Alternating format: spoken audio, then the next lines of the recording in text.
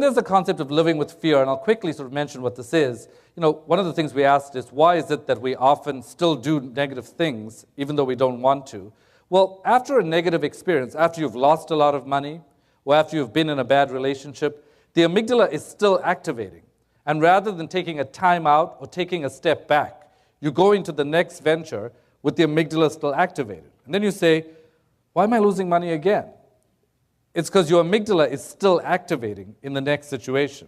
And unless you deliberately have a timeout, or unless you deliberately influence your amygdala with that prefrontal cortex, it's actually very difficult to change what you're doing. The outcome will likely be the same.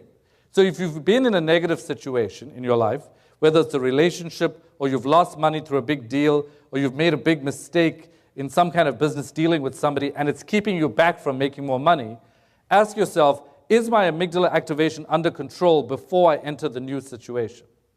Because if you take the same activation into the next situation, you're going to get the same outcome.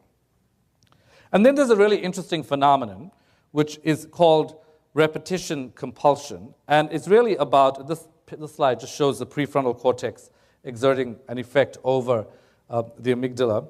Repetition compulsion is particularly important because it essentially speaks to a phenomenon that was discovered when and the early psychologists actually looked at babies who were in a cot. And what they noticed was that if you gave the baby a brush, the baby would throw the brush out and then start crying. And then the mother would go out and get the brush or get the toy and give it back to them. And then they'd be really happy. And then when the mother would turn around, the baby would throw it out again. And we'd be like, what is this bizarre phenomenon? That you want something, you cry for it, somebody gives it to you, and then you throw it away again. Think about that deeply. Why is it that so many lottery winners end up losing the money they won?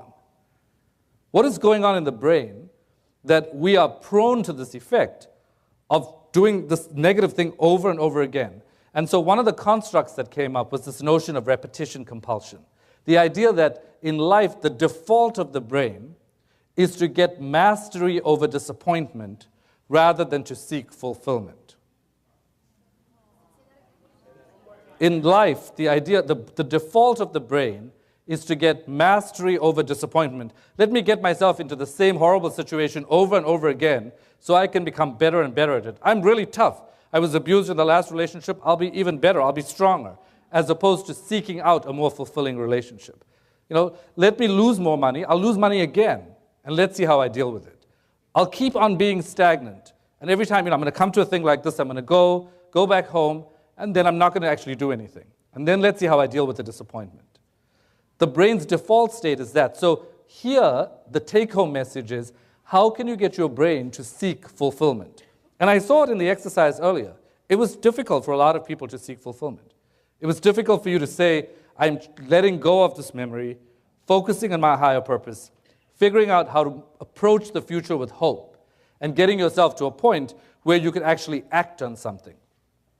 And part of that is that there's this pull to always try to make sure that you're strong enough to deal with your life. We are not here to ask you to be strong enough to deal with your current situation. We are here to ask you to be strong enough to change. That's the whole point of the next few days.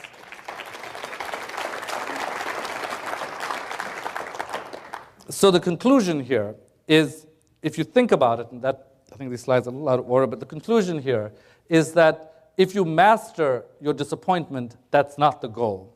The real goal is to actually frame relationships in the positive, frame things in the positive without using not. The second thing is avoiding rebound relationships or taking the anxiety of a previous situation with you into the new money-making scheme in your life. And the third is focusing on mastery and fulfillment rather than just figuring out how good you are at being disappointed and dealing with it. Hey, this is John, and I hope you truly enjoyed that short little video clip. There's many more coming just like that. Now remember, the Brainathon's coming up soon, and so tell your friends and your family, and be sure that you click on the calendar below to schedule it if you haven't done so already. The 6-hour Brainathon is going to be something that you can watch and participate online, because we'll be doing Q&A as well. And myself and the other brain experts are going to show you how to release any of the self-doubts, insecurities, fear, embarrassment, shame, procrastination, or anything that may be holding you back, causing you to feel a lack of confidence or uncertainty. Now, all of this is ingrained in your deeply rooted beliefs and neural patterns that are now crippling or at least holding you back from really achieving financial success and shattering the financial glass ceiling that you and everybody in the world has. And so get ready for an amazing Brainathon and look forward to more killer content from us.